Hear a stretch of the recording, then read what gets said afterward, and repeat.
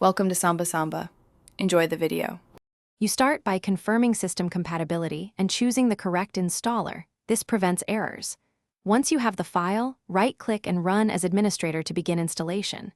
You'll see options, uncheck extras you don't need, then proceed. Make sure to allow indexing access when prompted so desktop can read files. While it installs, verify free disk space and pause large uploads to speed the process. After installation completes, restart the app to let the initial index build. This is the first actionable step you must complete now. You now configure what Google Desktop indexes and why that matters. Fewer sources equal faster, more precise results. Open Preferences, add or remove folders and email accounts, and specify file type filters to avoid irrelevant items. Once done, set CPU and disk limits so indexing runs smoothly without freezing your machine.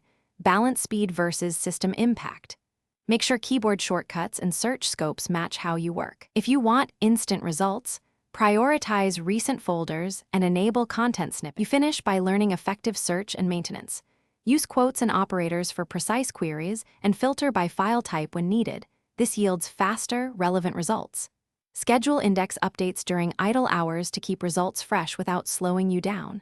If searches return incomplete lists, rebuild the index from preferences. That resolves most issues. Make sure to back up your settings and monitor disk space. One troubleshooting tip: if indexing stalls, quit the app, delete the index folder, and restart to force a clean rebuild.